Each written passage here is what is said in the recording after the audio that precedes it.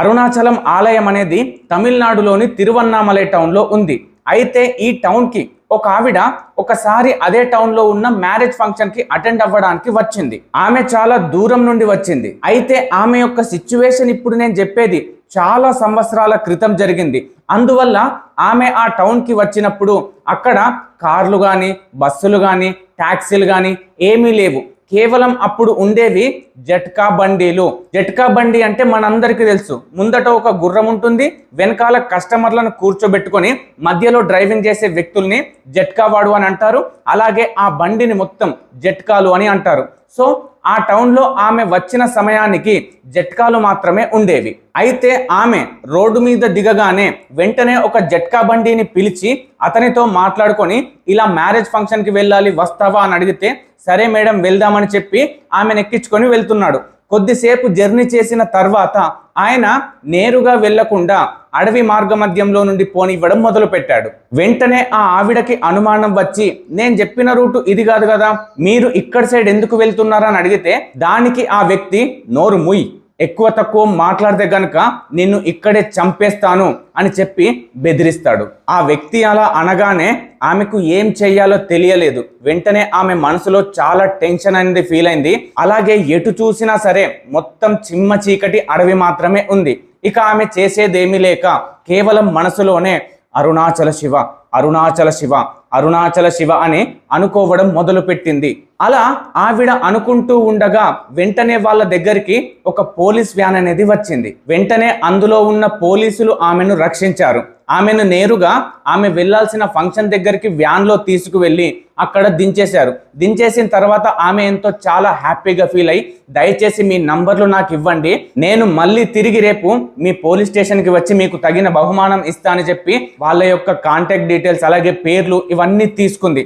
అలాగే ఆమె చెప్పినట్టుగానే ఆ రోజు ఫంక్షన్ మొత్తం కంప్లీట్ చేసుకొని నెక్స్ట్ డే పోలీస్ స్టేషన్కి వెళ్ళింది. అలా స్టేషన్కి వెళ్ళగానే అక్కడ ఉన్న కానిస్టేబుల్ ఎస్ఐతో ఇలాగ నేను రాత్రి ఇబ్బందిలో చిక్కుకుంటే నన్ను ఒక జట్కా వాడు చాలా ఇబ్బంది పెడితే నా దగ్గరికి ఒక పోలీస్ వ్యాన్ వచ్చింది, వాళ్ళు నన్ను చాలా సురక్షితంగా ఫంక్షన్ దగ్గర దించేశారు. అలాగే వాళ్ళ యొక్క కాంటాక్ట్ డీటెయిల్స్ అన్ని నేను తీసుకున్నాను. సో ఇప్పుడు నేను ఆ కాంటాక్ట్ డీటెయిల్స్ మీకు చెప్తాను, మీరు వాళ్ళు ఎవరో నాకు చూపించండి, వాళ్ళకి నేను తగిన బహుమతి రివార్డ్ ఇవ్వాలని కోరుకుంటున్నాను, నా ప్రాణాలు కాపాడినందుకు అని అడుగుతుంది. అయితే అక్కడ ఉన్న పోలీసులు డీటెయిల్స్ చెప్పు అనగానే ఆమె రాసుకున్న పేపర్ మీద నుంచి డీటెయిల్స్ అన్ని చెప్తుంది. కానీ ఇక్కడ ఆశ్చర్యకరమైన విషయం ఏంటిదంటే ఆమె ఇచ్చిన డీటెయిల్స్తో కనీసం పోలీసులు ఆ స్టేషన్లో కాదు కదా, ఆ పేరుతో ఉన్న డీటెయిల్స్ వారు ఆ తమిళనాడు రాష్ట్రంలోనే మొత్తంగా లేరు. సో అలా లేకపోవడంతో అప్పుడు ఆమెకు అర్థమైన విషయం ఏంటిదంటే నన్ను కాపాడడానికి వచ్చింది ఎవరో పోలీసులు కాదు, సాక్షాత్తు ఆ పరమశివుడే నన్ను కాపాడడానికి వచ్చాడు అని ఆమె చాలా ఆనందపడింది. అయితే ఈ విషయం, ఈ మ్యాటర్ నేను మాత్రమే చెప్పింది కాదు, చాగంటి కోటేశ్వరరావు గారు చాలా సార్లు చెప్పారు. నిన్న రాత్రి నన్ను కొంతమంది పోలీసులు రక్షించారు, వాళ్ళ నెంబర్లు ఇవి, వాళ్ళకి క్యాష్ అవార్డు ఇవ్వండి అని చెప్పి ఆవిడ ఇస్తే తమిళనాడు పోలీసు సర్వీస్ లో ఈ నెంబర్లు ఉన్న పోలీసులు లేరమ్మా, ఈ నెంబర్లు లేవని చెప్పారు.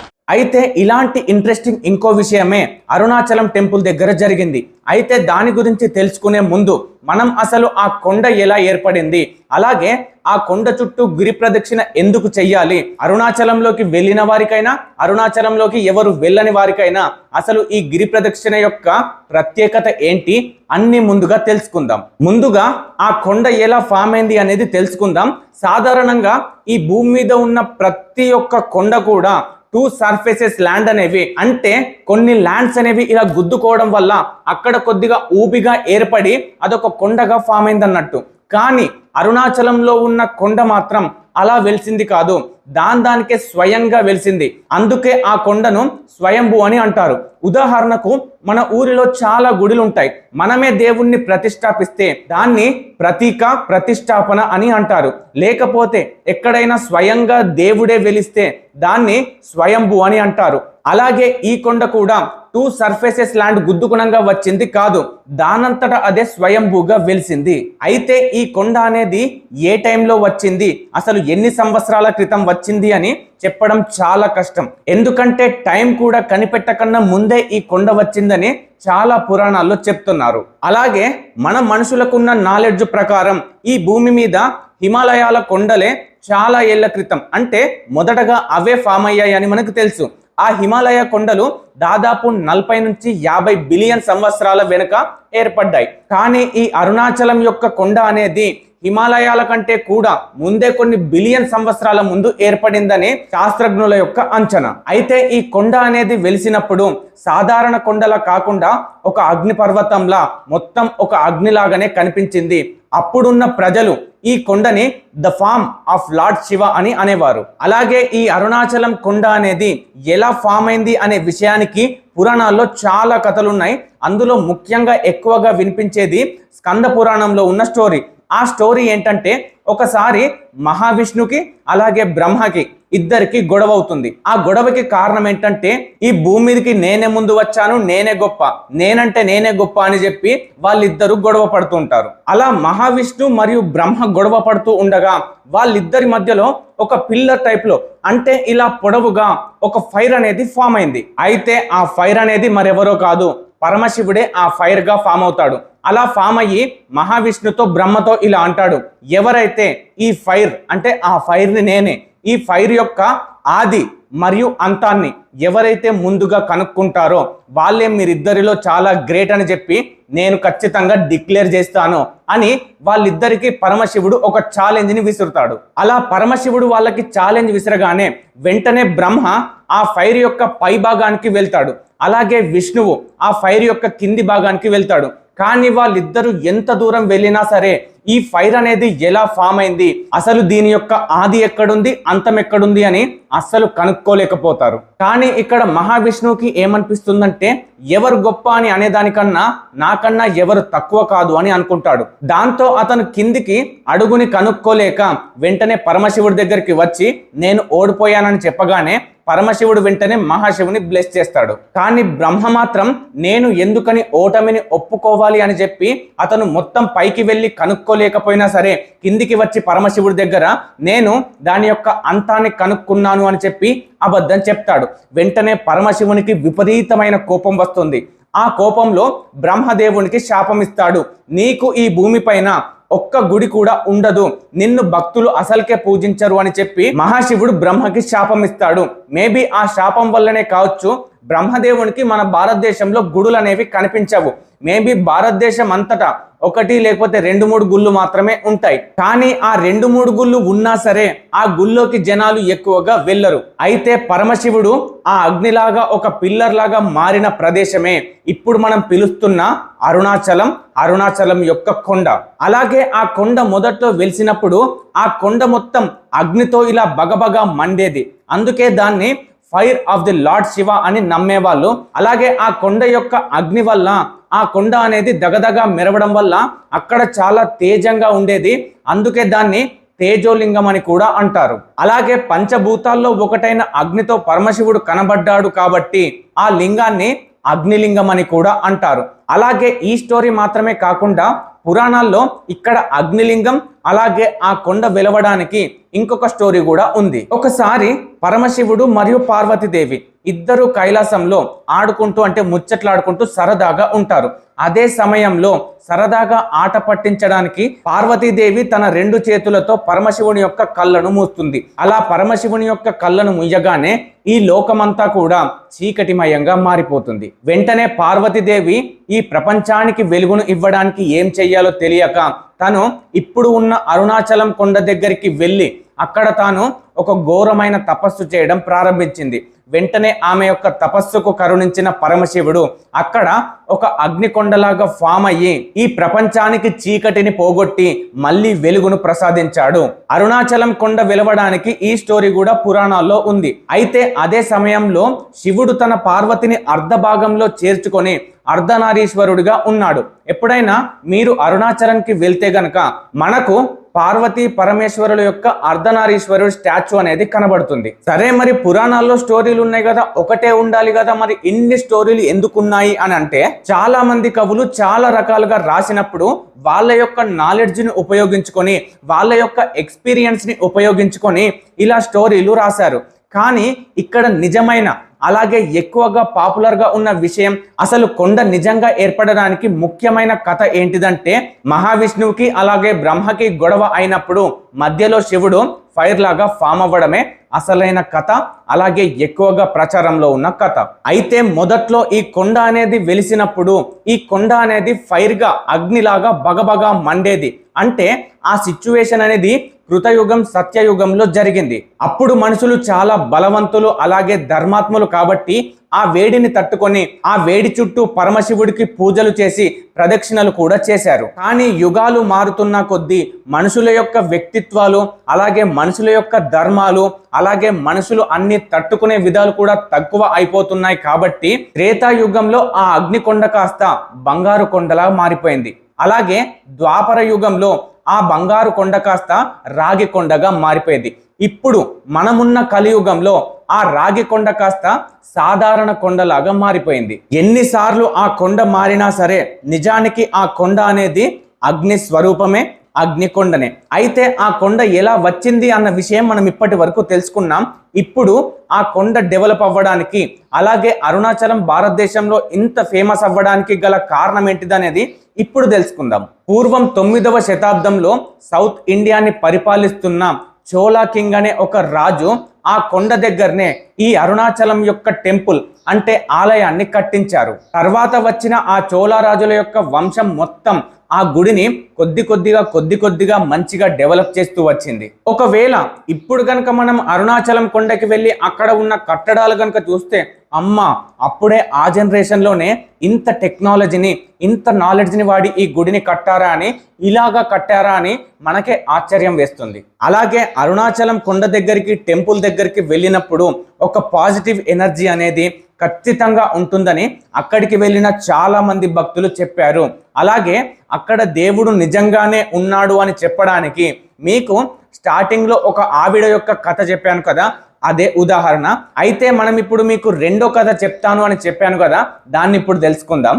అయితే పరమశివుడే ఆ కొండగా ఫామ్ అయ్యాడు కాబట్టి ఆ కొండ చుట్టూ గనక గిరి ప్రదక్షిణ చేస్తే సాక్షాత్తు పరమశివుడి చుట్టే తిరిగినట్టు చాలా మంది యొక్క ఆచారం, చాలా మంది కూడా దాన్ని నమ్ముతారు. రమణ మహర్షి గారు, జ్ఞాన సముందర్ గారు ఆ కొండ దగ్గరికి వెళ్ళినప్పుడు ఆ కొండ చుట్టూ తిరిగినప్పుడు అక్కడ వాళ్లకు అర్థమైన విషయం ఏంటిదంటే అసలు నేను ఎవరిని, అలాగే మనకు మనం ఏంటిదనేది చాలా అర్థమవుతుందని అంత గొప్ప జ్ఞానులే చెప్పారు. కానీ ఆ గిరి ప్రదక్షిణ అనేది 14 కిలోమీటర్ల వరకు ఉంటుంది. సో అందువల్ల చాలా మంది కాళ్ళు ఉన్న వాళ్ళు కూడా నడవలేరు. కానీ ఆ అదృష్టం 14 కిలోమీటర్లు అలాగే అగ్నికొండ అలాగే పరమశివుడి చుట్టూ తిరిగే అవకాశం కాళ్ళు లేని ఒక వ్యక్తికి వచ్చింది అంటే మీరు నమ్ముతారా? ఇప్పుడు ఆ స్టోరీ ఏంటంటే అరుణాచలం కొండ అంటే 14 కిలోమీటర్లు నడవడానికి దాదాపు 3 నుంచి 4 గంటల వరకు పడుతుంది. కానీ ఒక వ్యక్తి అతనికి కాళ్ళు చచ్చుపడిపోయి ఉన్నాయి, కాళ్ళు కూడా నడవడానికి లేవు. అందుకే దేక్కుంటూ పరమశివుడి మీద నమ్మకంతో ఏమైనా సరే అని చెప్పి నడవడం మొదలు పెట్టాడు. అలా అతను దేకుతూ వెళ్తూ ఉండగా చివరికి అతని చచ్చుబడిపోయిన కాళ్ళు సరిగ్గా అయ్యి మనలాగా సాధారణంగా నడవడం మొదలు పెట్టాడు. అదే అరుణాచల శివుడి యొక్క గొప్పతనం. కేవలం ఈ 2 స్టోరీలేనా అంటే అస్సలు కాదు. అసలు ఆ గుడి చుట్టూ కొన్ని లక్షల స్టోరీలే ఉన్నాయి. ఇది చెప్పుకుంటూ కూర్చుంటే ఒక జీవితం కూడా సరిపోదు. ఎందుకంటే పరమశివుని యొక్క మహత్యం అనేది అలా ఉంటుంది. మరి అసలు నిజంగానే శక్తి ఉందా? ఇవన్నీ లేకపోతే కల్పితమైన కథలా అంటే భూమి 24 గంటలు తన చుట్టూ తాను తిరిగి అలాగే సూర్యుడి చుట్టూ తిరుగుతుంది. ఒక్క సెకండ్ కూడా గ్యాప్ రాదు. మనం పుట్టినప్పటి నుంచి ఎలా ఉన్నామో అలానే ఉంటున్నాం. ఒకవేళ భూమి గనక ఒక్క సెకండ్ ఆగిపోయినా సరే మనం వెంటనే చనిపోయే వాళ్ళం. అలాంటిది అంత పెద్ద మహాశక్తి మనం చూడకపోయినా ఆ భూమి అనే మహాశక్తి తిరుగుతుంది కాబట్టి దాన్ని మనం నమ్మినప్పుడు ఇది కూడా ఖచ్చితంగా నమ్మాలి. ఒకవేళ నమ్మలేవు అని అంటే నువ్వు మాత్రం నిజంగా మూర్ఖుడివి. ఎందుకంటే రమణ మహర్షి, జ్ఞాన సముందర్ లాంటి గొప్ప గొప్ప వ్యక్తులే ఈ కొండ అనేది నిజంగా పరమశివుడే అని చెప్పి గట్టిగా నమ్మారు, గట్టిగా వాదించారు కూడా. సో ఇప్పటి వరకు మనం ఆ టెంపుల్ గురించి, టెంపుల్ యొక్క కొండ గురించి అలాగే అక్కడ జరిగిన వింత విషయాల గురించి మాట్లాడుకున్నాం. ఇప్పటితోని గుడిది అయిపోయిందా అంటే అస్సలు అయిపోలేదు. ఎందుకంటే అసలు ఇన్కంప్లీట్, అసలు కంప్లీట్ అవ్వాలి అంటే మాత్రం ఖచ్చితంగా ఆ అరుణాచలం గురించి మాట్లాడుకున్నప్పుడు మనం రమణ మహర్షి గారి గురించి కూడా ఖచ్చితంగా మాట్లాడుకోవాలి. రమణ మహర్షి గారు చిన్నప్పటి నుండి ఒక అల్లరిగా, చాలా పిల్లలతో చాలా చురుగ్గా ఉండేవారు. అలాగే అతను బాధగా ఉండడం కానీ లేకపోతే అలా డల్గా ఉండడం కానీ అతను ఎప్పుడు చేయలేదట. అలాగే రమణ మహర్షి గారికి అసలు డల్ అనే విషయం కూడా తెలియదు. అలా రమణ మహర్షి గారు ఒకసారి స్కూల్కి వెళ్తూ ఉండగా అతనికి రామస్వామి అయ్యర్ అనే ఒక వ్యక్తి ఎదురుగా వచ్చాడు.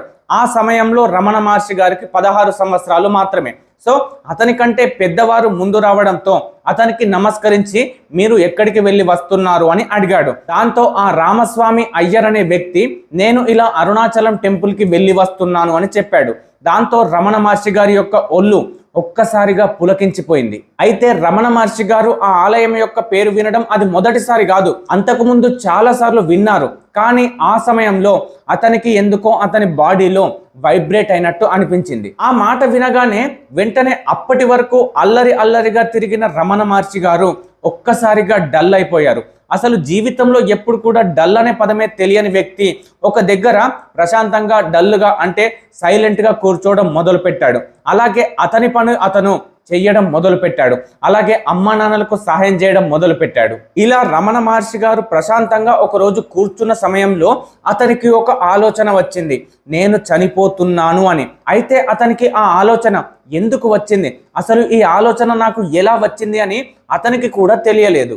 ఆ ఆలోచన రాగానే సరే ఒక మనిషి చచ్చిపోతే ఏమవుతుంది, చచ్చిన తర్వాత ఏమవుతుంది అని చెప్పి మనిషి ఎలా అయితే చనిపోతాడో ఆ పొజిషన్లో అతను కొద్దిసేపు పడుకొని అలాగే ఉన్నారు. ఆ తర్వాత రమణ మహర్షి గారు ఎవరితో మాట్లాడడం లేదట. అప్పటి నుండి రమణ మహర్షి గారికి అసలు నేను ఎవరు అనే విషయం గురించి ఆలోచించడం మొదలు పెట్టాడు. అలా చావు గురించి రమణ మహర్షికి ఒక ఆలోచన రాగానే వెంటనే రమణ మహర్షి గారికి చావు పైన ఉన్న భయం మొత్తం పోయింది. వెంటనే ఏ మాత్రం ఆలోచించకుండా రమణ మహర్షి గారు అరుణాచలం కొండకి వెళ్ళిపోయారు. అలా ఏ రోజైతే అరుణాచలం కొండకి రమణ మహర్షి గారు వెళ్ళిపోయారో ఆ రోజు నుంచి అతను చనిపోయే వరకు కూడా తిరిగి అతను ఇంటికి రాలేదు. అక్కడనే అతని తుది శ్వాస కూడా విడిచిపెట్టారు. అయితే అక్కడికి రమణ మహర్షి గారు వెళ్ళిన తర్వాత అసలు నాకు తినడానికి తిండేంటి, వేసుకోవడానికి బట్టలేంటి అనే విషయం కూడా ఆలోచించలేదు. అతను అక్కడికి వెళ్ళిన తర్వాత సైలెన్స్ ని మెయింటైన్ చేసేవారు.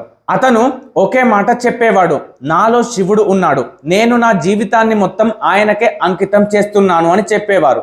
దాంతో ఈ రమణ మహర్షి అనే వ్యక్తి సాక్షాత్తు శివుని యొక్క స్వరూపమే అని చెప్పి అతన్ని ఒక శివునిలాగే కొలిచేవాళ్ళు భక్తులు. ఇప్పుడు మీరు అరుణాచలంకి వెళ్ళినా సరే ఆ అరుణాచలంలో రమణ మహర్షి గారి యొక్క ఆశ్రమం అనేది ఉంటుంది. ఆ ఆశ్రమంలో చాలా మంది కూర్చొని రమణ మహర్షి గారు ఎలా అయితే ధ్యానం చేశారో అలాగే చాలా మంది మెడిటేషన్ చేస్తూ అక్కడి నుంచి వెళ్ళిపోతారు. అలాగే అదే రమణ మహర్షి ఆశ్రమంలో మనకు 108 సార్లు ఓంకారం వినబడుతుంది. అంతేకాకుండా ఆ ప్లేస్ చాలా ప్రశాంతంగా బ్యూటిఫుల్ గా ఉంటుంది. మీరెప్పుడైనా అరుణాచలంకి వెళ్తే కేవలం టెంపుల్కి మాత్రమే వెళ్లకుండా ఖచ్చితంగా రమణ మహర్షి గారి యొక్క ఆశ్రమాన్ని సందర్శించండి. అలాగే ధ్యానం కూడా చేయండి. ఇప్పుడు మీకు రమణ మహర్షి గారి గురించి ఒక ఇంట్రెస్ట్ అయిన టాపిక్ చెప్తా. ఆయన ఏప్రిల్ 14వ తారీఖు 1950 సంవత్సరం రాత్రి 8:47 శివుడిలో ఐక్యమయ్యారు, అంటే చనిపోయారు. అలా చనిపోయినప్పుడు ఆయనలో ఉన్న ఒక కాంతి అనేది నేరుగా ఆకాశంలోకి వెళ్తుంది. అది అందరూ చూస్తూ ఉన్నారు. అలా చూస్తూ ఉన్న సమయంలోనే ఆయనలో నుంచి ఒక దీపం, ఒక కాంతి అనేది వెళ్ళి అరుణాచలం కొండలో కలిసిపోయింది. మీకు ఒక చిన్న ఉదాహరణ చెప్తా. మీరు అన్నమయ్య సినిమా చూసారా? అన్నమయ్య సినిమాలో నాగార్జున గారు చనిపోయేటప్పుడు అతనిలో ఉన్న ఒక కాంతి అనేది బయటకు వచ్చి వెంకటేశ్వర స్వామిలో విలీనం అవుతుంది కదా, వెంకటేశ్వర స్వామిలో కలిసిపోతుంది కదా. అచ్చం అలాగే రమణ మహర్షి గారు కూడా చనిపోయినప్పుడు అతని శరీరంలో నుండి ఒక కాంతి అనేది బయటకు వచ్చి అక్కడ అరుణాచలం కొండలో కలిసిపోయింది. ఇదంతా నిజంగా కళ్ళతో చూసిన అక్కడి భక్తులు చాలా షాక్ కి గురయ్యారు. అలాగే రమణ మహర్షి గారు పరమశివుడిలో ఐక్యం అయ్యారు అని భావించారు. సో ఇంత గొప్ప మహత్యం ఉన్న టెంపుల్, ఇంత విశిష్టత కలిగిన టెంపుల్ గురించి అన్నీ తెలుసుకున్నాం. కానీ ఎప్పుడు వెళ్ళాలి అనే విషయం మనం తెలుసుకోవాలి. ఎందుకంటే ఏదో ఒక రోజు కాకుండా ఖచ్చితంగా ఆ గుడి కోసం ఒక పండుగ, ఒక పబ్బం, ఒక విశిష్టత అనేది ఉంటుంది. ఆ సమయాల్లో వెళ్తే గనక మనకు భక్తి అనేది మరింత రెట్టింపవుతుంది. ఆ సందర్భాలు ఏంటో ఇప్పుడు మనం తెలుసుకుందాం. అరుణాచలంలో నవంబర్ మరియు డిసెంబర్ మధ్యలో జరిగే కార్తీక దీపం పండుగ చాలా ఫేమస్. ఈ పండుగ అక్కడ దాదాపు 10 రోజుల వరకు ఉంటుంది. అలా ఉన్నప్పుడు ఆ 10 రోజులు మొత్తం అక్కడ కొండపైన భరణి దీపాన్ని వెలిగిస్తారు. అలాగే సాయంత్రం సమయంలో మహాదీపం అనే ఇంకో దీపాన్ని వెలిగిస్తారు. ఇలా ఉదయం ఒక దీపం, అలాగే సాయంత్రం ఒక దీపం వెలిగించడానికి గల కారణం ఏంటంటే అక్కడ అరుణాచలంలో ఉన్న పరమశివుడు అగ్నిలింగం కాబట్టి ఈ 2 దీపాలను వెలిగిస్తారు. అయితే నా నుండి ఒక చిన్న సజెషన్ ఏంటిదంటే ఇది ఇండియాలోనే ఒక పెద్ద టెంపుల్ కాబట్టి అలాంటి పండుగలప్పుడు విపరీతమైన జనాలు వస్తారు. తొక్కిసలాట అనేది చాలా జరుగుతుంది.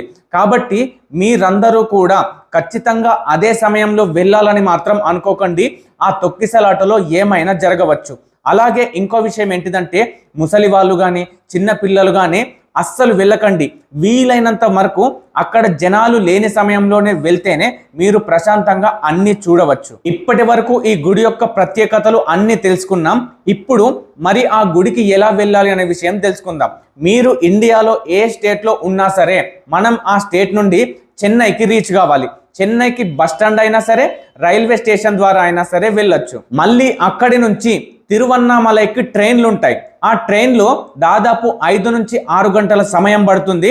మళ్ళీ తిరువన్నామలైకి చేరుకోవాలి. మీరు తిరువన్నామలైకి చేరుకున్న తర్వాత అక్కడి నుండి కేవలం అరుణాచలం 2 కిలోమీటర్లు మాత్రమే ఉంటుంది.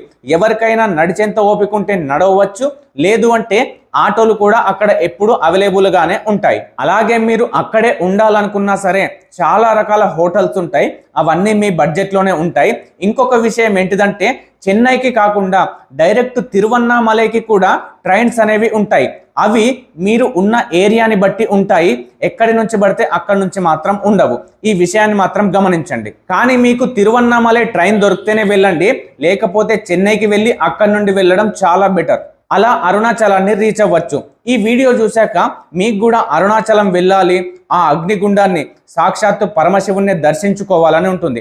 కాబట్టి ఖచ్చితంగా వెళ్ళండి. వెళ్ళిన తర్వాత పరమశివుణ్ణి దర్శించుకోండి. ఆ తర్వాత గిరి ప్రదక్షిణ ఖచ్చితంగా చేయండి. ఇంకా మర్చిపోకుండా రమణ మహర్షి ఆశ్రమం మాత్రం ఖచ్చితంగా చూడండి. ఇప్పటి వరకు నేను అరుణాచలం గురించి చాలా చెప్పాను. మీరు అరుణాచలం గురించి తెలుసుకోవడంలో నేను కొద్దిగా భాగమయ్యానని భావిస్తున్నాను. సో మీకు ఇలాంటి ఇన్ఫర్మేషన్లు ఇంకా చాలా ఇవ్వడానికి నాకు ఒక చిన్న మోటివేషన్ కావాలి. కాబట్టి మీరు జస్ట్ ఒక సబ్స్క్రైబ్ చేసుకొని బెల్లుని ఆన్లో పెట్టుకొని నా వీడియోలు కనుక మీరు రెగ్యులర్గా చూస్తే మాత్రం ఇలాంటి ఇన్ఫర్మేషన్లు మరింత తెలుసుకొని మీ ముందుకు తీసుకువస్తాను.